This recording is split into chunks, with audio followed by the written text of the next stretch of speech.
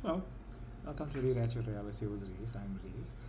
And today I wanted to bring up a couple points about sowing your reality, reaping your reality, as in, imagining and then experiencing what you imagined, and as well as circumstances that seem to be popping up now and then, right? So, what? Let's start with the latter first. So, circumstances are images of reality that have already been created, right? The images don't have necessarily any kind of meaning other than the meaning you give it. Okay, so what does that mean? Just play with your imagination for a bit. Imagine anything. Imagine yourself on top of a mountain with a person you love, with another person in space, in another country, driving a car, different car, different shirt, whatever. Right? Imagine yourself as that, and then you will realize I exist in these frames. And what you will also realize immediately is that you try to understand. Okay, well, how can I get there? You see that what you're doing is that you're flipping between I am and how can I be, right? Remember, you are flipping between I am and how can I be, as in I am not, right? So the moment you start to think, okay, this is give an example. I'm driving a sports car. I'm driving a very fast sports car, right? Sitting in the car on the road, just driving, wind in the hair, well, wind in your hair. You can feel the steering wheel, you can feel the seat next to you. You got the aircon going, maybe, I don't know, right? The radio playing, and you're just going, and you can feel the road, the turns, the bends, and then when you're done, you're like, oh, now how can I get there? That part. Let that part just go. Well, let the whole thing go, but especially let that part just go, because that's not your problem. That's not your point of interest, right? You don't have to do anything with that. And now, what happens is people get a bit impatient, I think. Impatient and somewhat confused because you get the term inspired action and you're like, well, I know I'm God. That means I can do this and it should work or it will work or something like that. And I'm not saying you don't ever get inspired to do stuff. You will, right? But I think a lot of the time you actually get inspired to do less stuff. Like, you have thoughts about doing stuff, and I think it equates to more so that I don't have to do this thing that I'm thinking. That's kind of where I sit in a sense. When I think of doing, like, going to watch a movie with somebody or something like that, right? I don't really try to make that happen, and it's not inspired action to go call one of my friends to go watch a movie or something like that. I assume that I'm just going to go watch the movie at some point. But I don't have to make that happen. I don't have to go and do something. And the more I think about, hey, do this, I know I can do all that stuff, but I also rather say, you know what, that's something that is there, but I'm not going to bother doing it. It's just a thought about doing it. I have no interest. I had no interest in about doing it.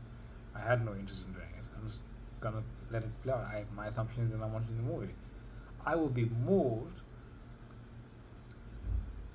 with my own inner authority to watch the movie. I don't have to go and make a point to go watch the movie. You can. I'm not saying you don't. But that's kind of the kind of point that I'm making. Do less than you can imagine and assume that you're doing what you want to be doing and more of what you're doing. Make the imagination your one and only. Because when you make the imagination one and only, and this is coming back to the sowing and reaping, you'll realize that sometimes you hear imagine, right? You'll hear sow seeds in your imagination. Sow the seed in your imagination. But you have to realize sowing the seed in your imagination is also a manifestation of reaping, because you are reaping the experience of becoming the conscious dreamer, the conscious imaginer, the conscious God in your reality. That's what it means to be God. When you start to realize what you are doing is reaping instead of just sowing.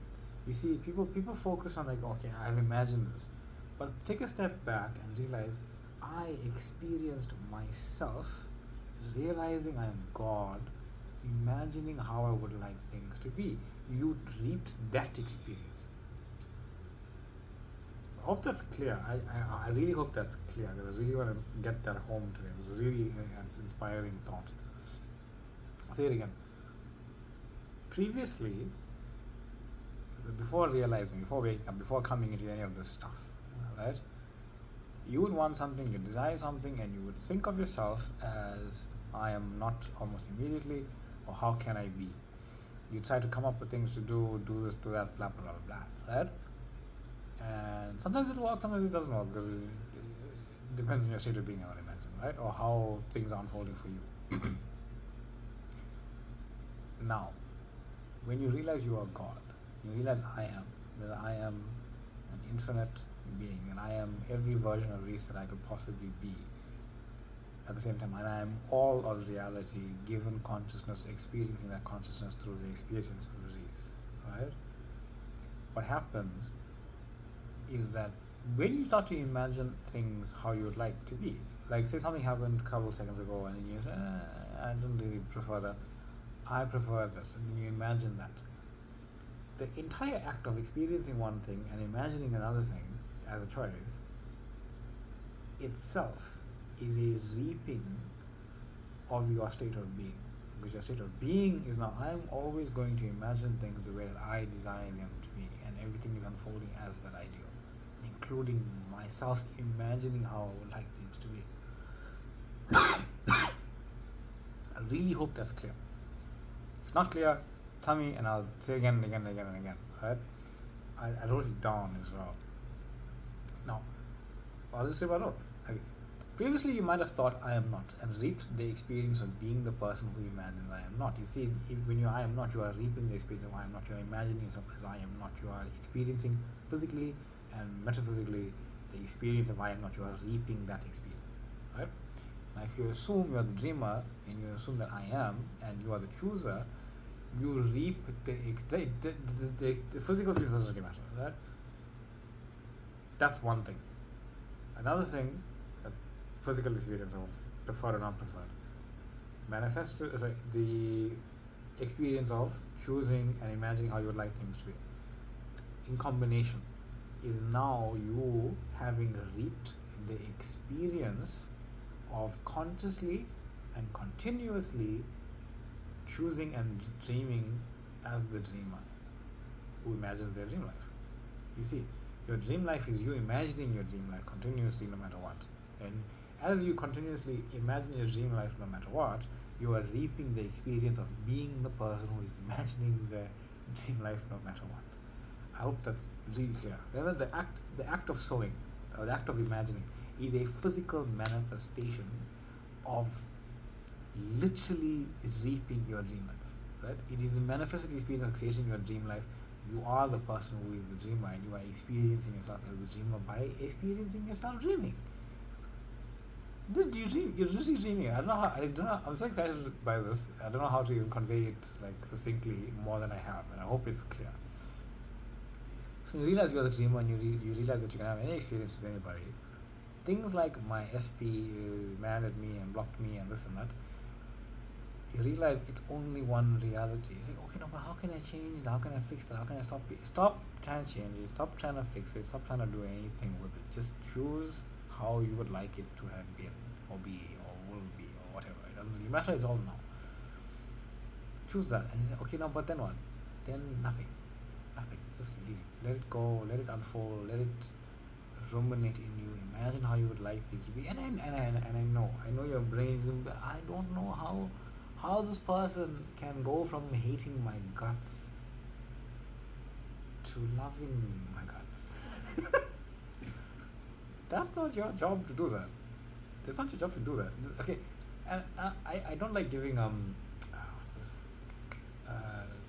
Success stories. That's it. I don't like giving success stories But there is, if you look at your life, right, and you, if you look at your life, you are probably already familiar with variations of these stories that you are currently living. That's actually what I think. I don't think most people are actually living a story that they're not familiar with in some way, right? You will come across that story in a certain way, and if you're open to it, you realize, oh no, it is actually possible, and I'm manifesting the evidence of it myself to see that no, it is actually possible, and it unfolds, and this is one of the ways it can unfold, but there are infinite number of ways. So it's like you know the story, you've read it in a book, you've seen it in a series, you watch movies, you like, this person hates the other person. At the end of the movie, they go through things and they are married. And I actually know somebody who I met in university, and no names obviously. He was so angry at this person, so this woman. So angry at this woman, and 10 years later, they were done. They were finished. This is one of those things where it's like, no, this is completely and utterly over. And in that reality, it is completely utterly over. It doesn't carry on. But in another reality, they are together. And 10 years later, I'm not saying it'll be 10 years. I'm just saying for him it unfolded 10 years later. Because his focus was different places, different things, and came into my awareness because of my awareness. Now, right? They're married because it doesn't matter. See, love doesn't have a time limit, doesn't have a deadline, doesn't have a limit to how much I can hate you or love you, because hate and love is the same thing. They're both, they're two different sides of the same coin, but it ends up being the same coin through a different filter. And a filter is nothing more than you seeing it from one side and the other. That's it. Love and hate is the same thing. Left and right is the same thing. Up and down is the same thing. They're just different viewpoints of the same thing. Right? They meet. You can't have up and down that are separate from each other. Up and down have to like connect. Even if the connection is invisible and up and down is invisible, left and right have to connect in order to have context. So somebody hates your guts and blocks you. That's just context. It means nothing.